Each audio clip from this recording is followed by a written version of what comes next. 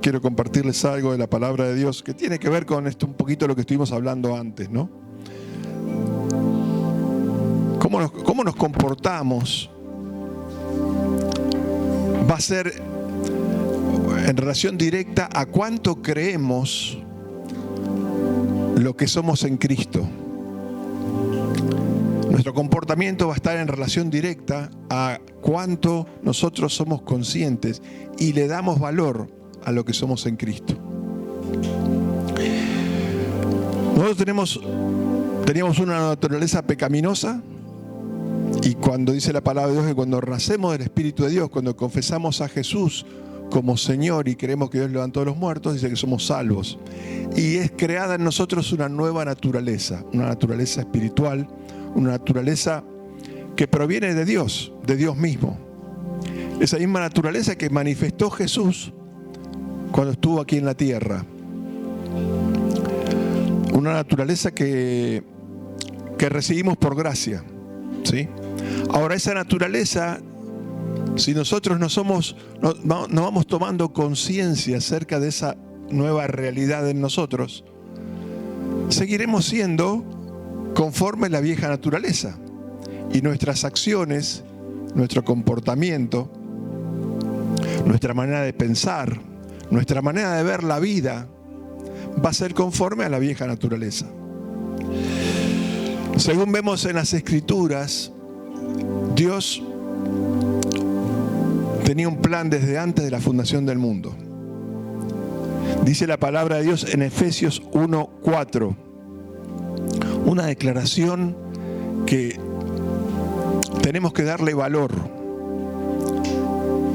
Primeramente, valorarlo nosotros en nosotros mismos y también en nuestros hermanos en Cristo. Porque muchas veces jugamos el partido solo, alejándonos de lo que es la congregación, de lo que es la iglesia. Tomando decisiones cuando era nuestra vieja naturaleza. Dice en Efesios 1:4, según nos escogió en Él antes de la fundación del mundo. O sea, Dios tenía un propósito para tener una familia con hombres y mujeres que lo amen y a su vez Él manifestar de su amor. ¿Para qué? Para que fuésemos santos y sin mancha delante de Él.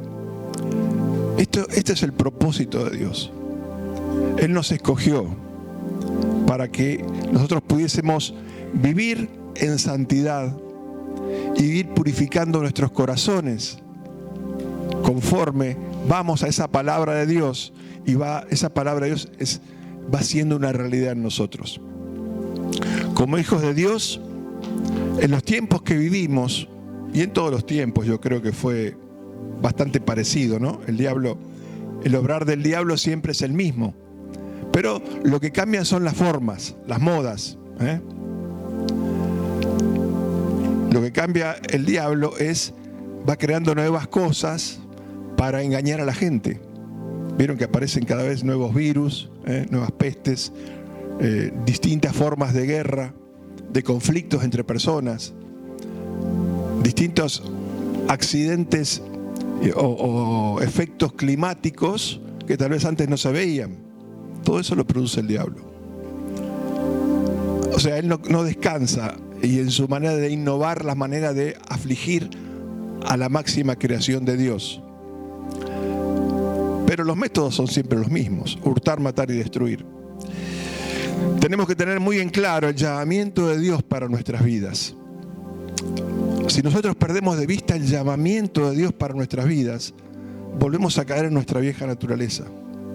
Y las cosas de Dios van a ser, un espacio más en mi vida.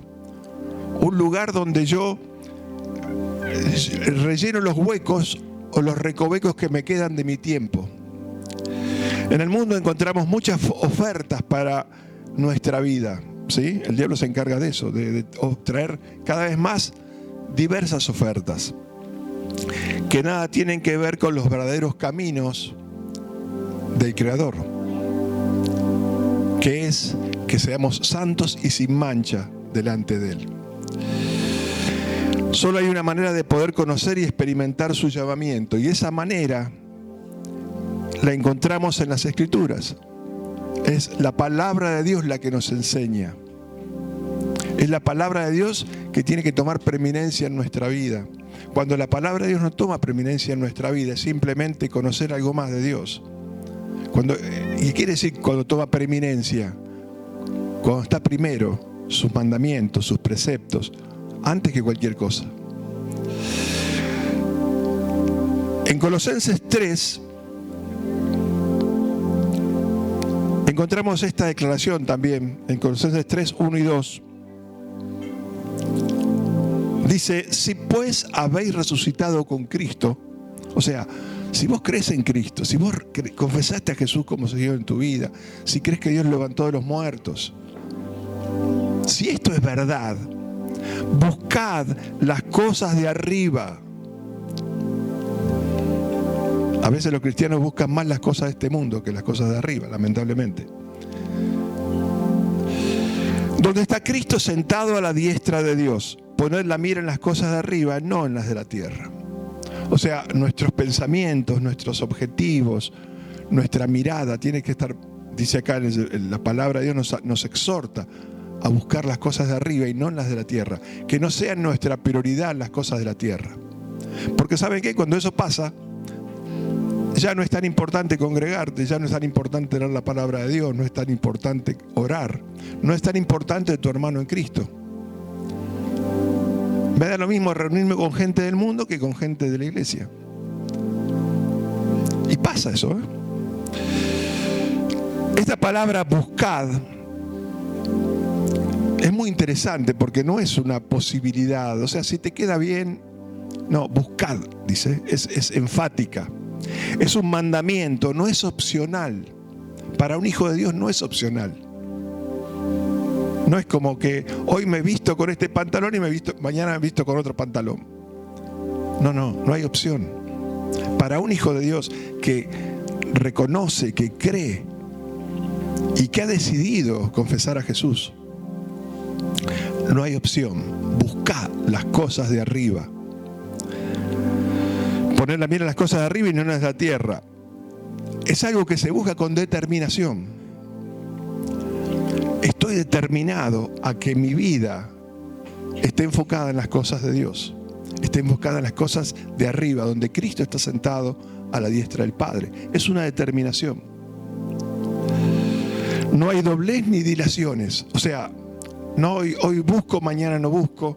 Hoy me congrego, mañana no, porque tengo otra oportunidad de ir al mundo. Y a veces puede pasar de que no estemos por distintas circunstancias, pero el tema es lo que pasa por tu corazón, cuando esto es una rutina o una manera de ser. Y así después son las consecuencias. Así después la vida que vivimos, ¿no? Tampoco hay dilaciones, o sea, no, mañana voy a estar bien y me voy a congregar mañana. Y ese mañana no llega nunca. Es hoy la decisión. Jesús enseña en una parábola, hay una parábola que Jesús estaba hablando en un momento determinado, haciendo referencia a cuando un hermano se pierde, ¿no? Cuando un hermano se aleja. Pero yo lo que quiero resaltar es el énfasis que pone esta parábola en una actitud que toma una mujer. Esto está en Lucas 15, versículo 8 al 10. Vamos a leer. Este es un contexto donde Jesús estaba hablando acerca de aquellos que se pierden porque los fariseos de aquel momento lo estaban cuestionando de que por qué se juntaba con pecadores y prostitutas y gente perdida, ¿no? Entonces, entre muchas de las cosas que enseña Jesús está esta parábola. En Lucas 15 dice, ¿o qué mujer que tiene 10 dracmas, si pierde una dracma, no enciende la lámpara y barre la casa y busca con diligencia hasta encontrarla? Acá el énfasis es en buscar eso que se perdió, ¿no? Yo lo refería a cómo buscamos nosotros las cosas de Dios. Si tenemos esta misma diligencia, si buscamos con diligencia las cosas de Dios, o es simplemente un espacio más en mi vida, un espacio que sirve para llenar los huecos que tengo de tiempo. Dice en el 9, y cuando la encuentra, reúne a sus amigas y vecinos diciendo, gozaos conmigo porque he encontrado la dracma que había perdido. Es muy significativo este registro porque alguna vez nos enseñaron de que la mujer casada recibía, cuando se casaba, recibía de su marido una especie de coronita con 10 moneditas, ¿sí? Y el llevar esta coronita representaba el respeto y la fidelidad de esa mujer a su marido y el honor que ella le brindaba a su marido. El perder una dracma era un significado de descuido de esa mujer, un descuido hacia su matrimonio, ¿sí? Entonces se perdía esa dracma y esa mujer no perdía tiempo en encender las luces, ponerse a barrer, limpiar todo, dejar todo lo que tenía que hacer y ponerse a buscar la dracma. Y bueno, me llamaba la atención este buscar con diligencia, como nosotros tenemos que buscar con diligencia las cosas de arriba y no las de la tierra. Dice en el 10, así os digo que hay gozo delante de los ángeles de Dios por un pecador que se arrepiente. Y pensaba también, si bien acá está en un contexto de cuando alguien se arrepiente, que vuelve al Señor, que vuelve a las cosas de Dios. Cuánto gozo debe haber en el cielo y cuánto gozo debe ser para Dios un corazón que le busca con decisión, con determinación, que no rehúsa a las cosas de Dios. También en Santiago 1 encontramos características que nos tienen que llamar la atención en cuanto a buscar las cosas de Dios. Dice en Santiago 1, 21 al 25, vamos a leer. Por lo cual, desechando toda inmundicia y abundancia de malicia, recibid con mansedumbre la palabra implantada, la cual puede salvar vuestras almas. O sea, una característica, ser mansos. Ser mansos es aceptar la voluntad de Dios. Alguien que a veces decir, no, yo soy una persona mansa, pero no voy a la palabra de Dios, no me congrego, no oro, no estoy atento a las necesidades por ahí de otros hermanos. Hay un poco de soberbia en realidad dentro. Dejé de ser manso para justificar mi corazón de por qué no hago lo que hago. Dejé de ser manso y aceptar la voluntad de Dios. No me dejo de congregarme o me congrego cuando me queda bien y cuando surgen cosas que, bueno, puede pasar, sí, puede haber circunstancias que no nos permiten congregarnos por alguna razón. Pero el tema es qué pasa en tu corazón, que chequemos nuestro corazón. Si el dejar de congregarnos no nos causa alguna especie de necesidad, alguna especie de sentimiento que me está faltando algo. Dice, pero sed hacedores de la palabra y no tan solamente oidores, engañándoos a vosotros mismos, porque si alguno es oidor de la palabra, pero no hacedor de ella, este es semejante al hombre que considera en un espejo su rostro natural. Poner en práctica la palabra de Dios, llevarla a la acción, no solamente conocerla. ¿Por qué? Porque si no, rápidamente te olvidas. Rápidamente otras cosas van a venir a ocupar el lugar que debería ocupar la palabra de Dios en un corazón que dice haber confesado a Jesús como Señor. Porque Él se considera a sí mismo y se va y luego olvida cómo era. Mas el que mira atentamente la perfecta ley, la de la libertad y persevera en ella, no siendo oidor olvidadizo, sino hacedor de la obra, este será bienaventurado en lo que hace. Después le pedimos a Dios por oración, por sanidad, por prosperidad, por que bendiga nuestras vidas, pero estamos siendo un tributo para Dios. Estamos tributando nuestra vida a Dios. Y esto no quiere decir no ocuparnos de las demás cosas. Entiéndase, no es que tenemos que transformarnos en monjes, ¿sí? Nos ocupamos de las cosas del mundo, pero no descuidamos las cosas de Dios. Dice, sigue leyendo, ¿no? Habiendo oído de la corrupción que hay en el mundo a causa de la concupiscencia. La concupiscencia son nuestra indisciplina mental. Es son aquellas cosas que todavía no hemos logrado sanar de nuestra vieja naturaleza, son las concupiscencias. Los pensamientos de autojustificación para no buscar más de Dios.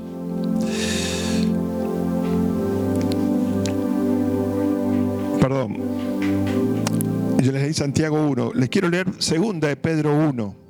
La última parte que les leí era de 2 de Pedro 1. 2 de Pedro 1, fíjense lo que dice. Vamos a leer 3 y 4.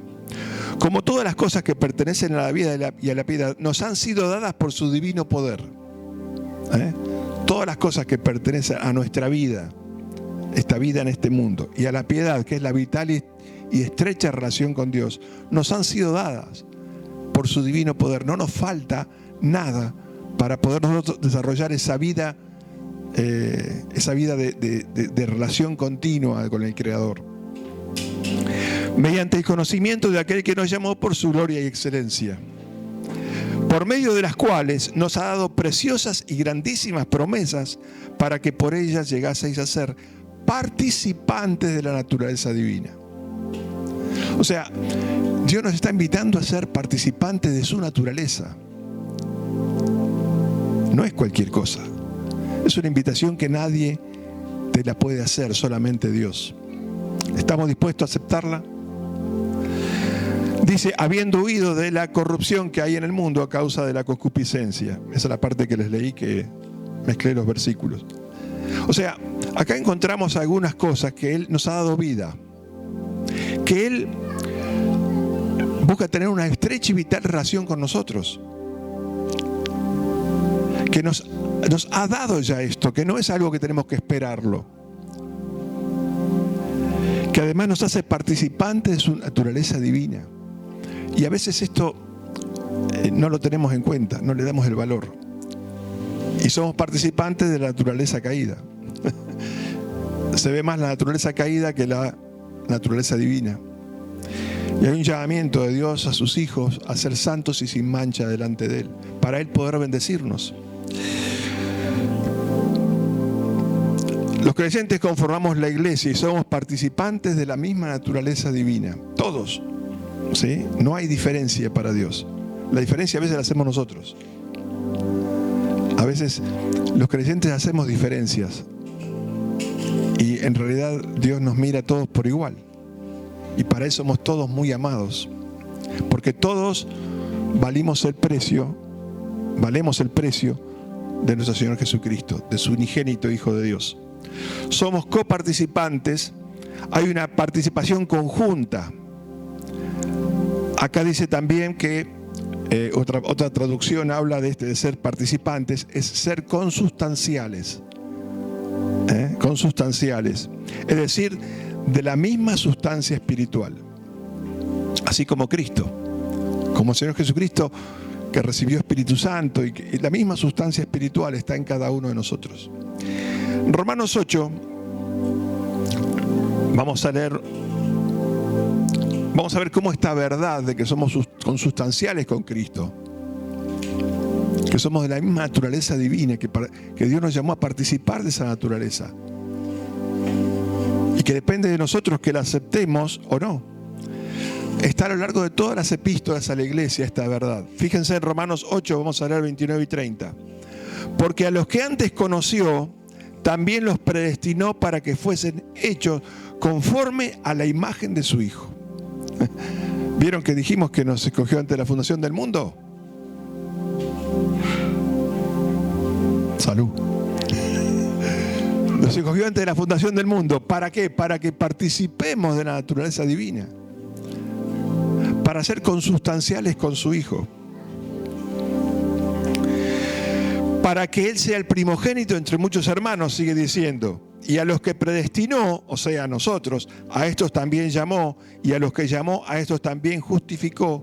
Y a los que justificó, a estos también glorificó. O sea, ya para Dios estamos en su presencia, en su gloria. A veces nuestros comportamientos tal vez no reflejen esa realidad. Tal veces nos levantamos a la mañana y empezamos a pensar en los problemas, en las situaciones, en lo débiles que somos, en la escasez que tenemos, en vez de decir, en el nombre de Jesucristo, huesos secos, levántate y empieza a andar. Y eso depende de nuestra convicción. Ya está en nosotros. El tema es que tengamos nosotros la convicción de manifestar aquello que es nuestra identidad. El apóstol Pablo, en la carta a los Filipenses, hace una serie de advertencias para aquellos que no aceptan el llamamiento de Dios a sus vidas y solo tienen puesta la mirada en los placeres del mundo. O sea, ¿qué valoramos más? Filipenses 3, 18 y 19 dice: porque por ahí andan muchos de los cuales os dije muchas veces, y aún ahora lo digo llorando, que son enemigos de la cruz de Cristo. A veces pensamos que un enemigo de la cruz de Cristo es alguien que dice, no, yo no creo en Jesucristo, no creo en la palabra de Dios.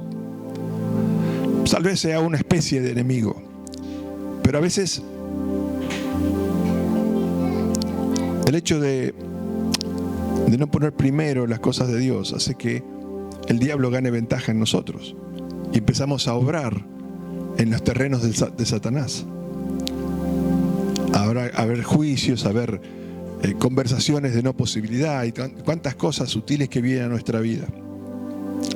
Dice en el 19, el fin de los cuales será perdición, cuyo Dios es el vientre, haciendo referencia a su propio bienestar, o sea, al bienestar que yo consigo por mí mismo, y cuya gloria es su vergüenza, que solo piensan en lo terrenal.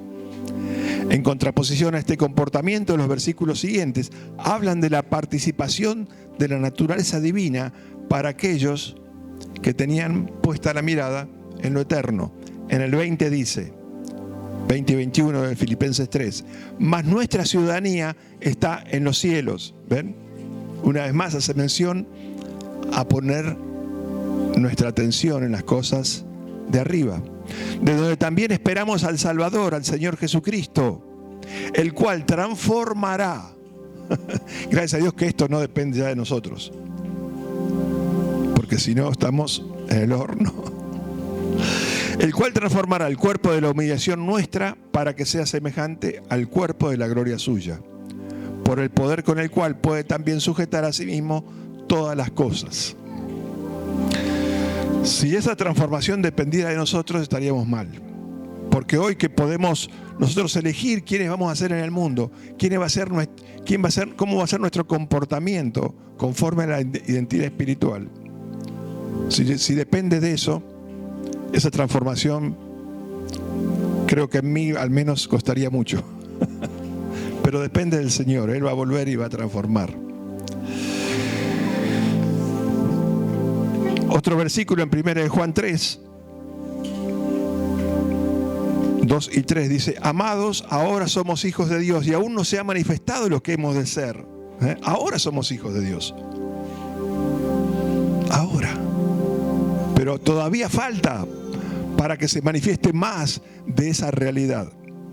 Pero sabemos que cuando Él se manifieste seremos semejantes a Él, porque le veremos tal como Él es.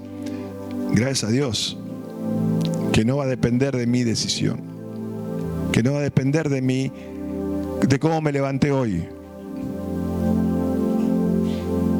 Pero sí hoy depende cómo quiero vivir mi vida, de mi decisión. Hoy sí. En aquel tiempo no, Él va a venir y me va a levantar, me va a transformar, lo que tenga que hacer. Pero hoy soy yo el que decido cómo voy a vivir mi vida. Entonces, pero sabemos que cuando Él se manifieste seremos semejantes a Él, porque le veremos tal como Él es. Y todo aquel que tiene esta esperanza en Él se purifica a sí mismo, así como Él es puro. Esto es una clave también, ¿no?, que nos da la palabra. Cuando perdemos de perspectiva, de vista, ¿a qué nos llamó Dios? A ser como su Hijo Jesucristo. Y seremos en un tiempo, en la era final, en el paraíso eterno, seremos como Jesucristo tal cual es hoy, dice la palabra de Dios. Cuando tengo esta esperanza y procuro vivirla ya, me voy purificando, mi corazón se va purificando. Eso es lo que dice la palabra de Dios. así como Él es puro. La iglesia la conformamos todos los creyentes renacidos y nuestra naturaleza está conformada por una parte natural y otra espiritual o divina. La natural debe someterse a lo espiritual. Cuando es al revés, estamos complicados. De lo contrario, si esto no ocurre, si no prevalece lo espiritual, el pecado, tarde o temprano, nos va a engañar, como le ocurrió a Adán. Tarde o temprano, y empezamos a justificarlo, como también lo hizo Adán. La mujer que me diste, ¿para qué me pusiste esta persona al lado? ¿Para qué estoy congregándome con mis hermanos? Mirá, ninguno, no oran por mí, no me vienen a visitar. Entonces no me congrego más. Empezamos a justificar una manera de ser que nos lleva cada vez más a la perdición. Hebreos 3 también nos dice, en el 12, del 12 al 14, mirad hermanos, esto me gusta cuando dice mirad hermanos, miren muchachos, es para llamar la atención, ¿no? Guarda, a ver qué nos va a decir. Que no haya en ninguno de vosotros corazón malo de incredulidad para apartarse del Dios vivo. Qué advertencia, ¿no? Antes exhortaos los unos a los otros cada día, entre tanto que se dice hoy, para que ninguno de vosotros se endurezca por el engaño del pecado. Una vez más, el pecado obrando en el creyente, endureciendo su corazón, quitándole valor a la posibilidad de ser partícipe del cuerpo de Cristo. El otro día compartíamos en la reunión de Leo cómo somos edificados unos a otros cuando estamos congregados y viene un hermano y te abraza y lo puedes mirar a los ojos y puedes hablar francamente. Y a veces no hace falta imponer manos y invocar en el nombre de Jesús. A veces un abrazo, una mirada, un compartir el tiempo, un compartir de corazones ya sana, ya te trae un nuevo refrigerio a tu vida.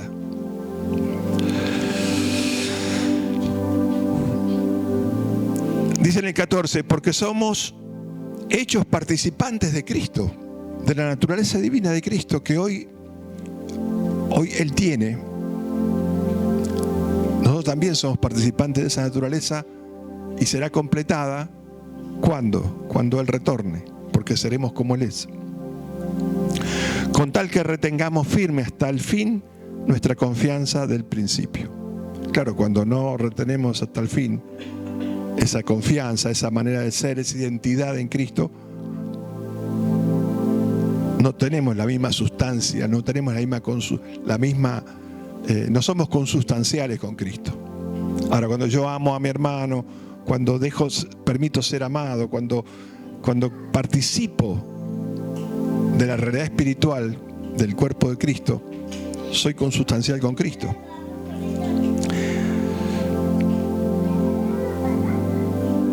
Sin duda que esa realidad espiritual tiene que ser manifestada, tiene que ser evidenciada, porque todo lo que no se usa, ¿qué pasa?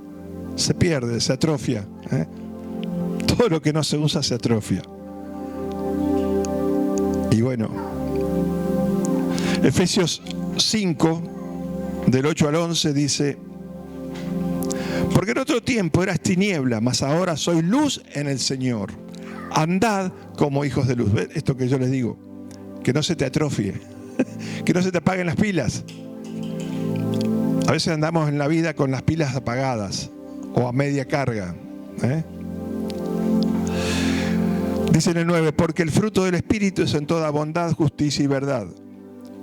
Del 10, comprobando lo que es agradable al Señor. Las obras infructuosas de las tinieblas, sino más bien reprenderlas. A veces tenemos que reprenderlas en nosotros mismos, primeramente. Conforme a la naturaleza que evidenciemos nuestro andar, o sea, el comportamiento será en luz o en tiniebla, lo cual habrá también en nuestro corazón. O sea, si prevalecen las tinieblas en nuestro mover, eso se va a afianzar en el corazón. Tarde o temprano se arraiga en el corazón. Fíjense lo que dice el Señor Jesús en Mateo 6, 22 al 23, con respecto a esto. Cuando nosotros nos relacionamos con la luz, en la luz, esa luz va afectando nuestro corazón y va a haber cada vez más luz. Pero cuando vivimos más participando de las tinieblas y justificando nuestro participar con las tinieblas, más tinieblas va a haber en el corazón. Y así será nuestros pensamientos, nuestra manera de obrar. Mateo 6, 22 y 23 dice: la lámpara del cuerpo es el ojo. Así que si tu ojo es bueno, todo tu cuerpo estará lleno de luz. Esto del ojo es el corazón, ¿no? Es donde nosotros hace una figura, el ojo físico, ¿no? Hace una figura del ojo físico. Cuando nosotros vemos hacia la luz, cuando nuestro corazón mira hacia la luz, cuando se llena de luz, bueno, esa luz va a prevalecer. Todo nuestro cuerpo, todo nuestro organismo, dice acá, todo el cuerpo estará lleno de luz. Va a haber vitalidad, va a haber energía, va a haber alegría, va a haber deseos de compartir con otros. Pero si tu ojo es maligno, todo tu cuerpo estará en tinieblas. Así que si la luz que en ti hay es tinieblas, ¿cuántas no serán las mismas tinieblas? Haciendo referencia a cómo nosotros tenemos que cuidarnos en cuanto a qué vivimos, qué decidimos vivir. Si vivir en la luz de Cristo, si vivir en la luz de la palabra de Dios, si vivir en la luz de Dios. O dejamos que las tinieblas de este mundo nos hagan una falsa imagen, pensando que estamos en luz cuando en realidad estamos en tinieblas. ¿Y cuántas tinieblas tendremos dentro de nosotros? Y después le pedimos a Dios que nos quite, ¿no?, esas tinieblas. Pero nosotros las permitimos entrar primero. Mis acciones, mi comportamiento estarán alineadas a aquello con lo cual soy partícipe, ya sea naturaleza carnal o naturaleza divina. Cuando compartimos la naturaleza divina, somos la palabra encarnada, como lo fue nuestro Señor Jesucristo. No hay otra forma de poder ser luz que no sea manifestar esa palabra. La palabra que Cristo mismo manifestó, siendo obediente a su Padre, buscando estar presente para otros, trayendo palabras de bendición, palabras de liberación. Pero Él preparó su corazón para esto. No es que fue automático, Él preparó su corazón. Así como nosotros estamos llamados a preparar nuestro corazón para hacer luz en un mundo donde se necesita que los creyentes brillemos. Porque va a haber un tiempo donde va a volver Jesús, que es nuestro Señor Jesucristo, por todos nosotros. Y ese tiempo va a ser el tiempo de plena manifestación de lo que hoy dice la palabra de Dios que ya somos. Pero mientras tanto tenemos la posibilidad de que nuestra identidad esté en armonía con nuestro accionar. ¿Para qué? Para manifestar al mundo de que hay salvación, que hay en Cristo Jesús hay vida, que en Cristo Jesús hay esperanza, que en Cristo Jesús hay una nueva forma de vida.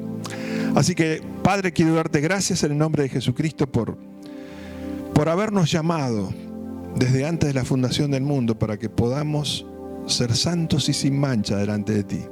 Aunque a veces tal vez nos cuesta, a veces no nos sale, pero está en nuestro corazón querer lograrlo, querer llegar a esa misma identidad con Cristo Jesús en cada momento de nuestra vida. Que sean cada vez más los momentos donde disfrutamos de ser tus hijos. Que sean cada vez más los momentos donde disfrutamos de tu luz, de tu gracia. Que no nos dejemos engañar por las mentiras y los engaños que el diablo trae a nuestra vida. Te quiero dar gracias, Padre amado, por tu bendición y por nuestro Señor Jesucristo, que es nuestro Señor y Salvador. En tu nombre, amén. Dios los bendiga.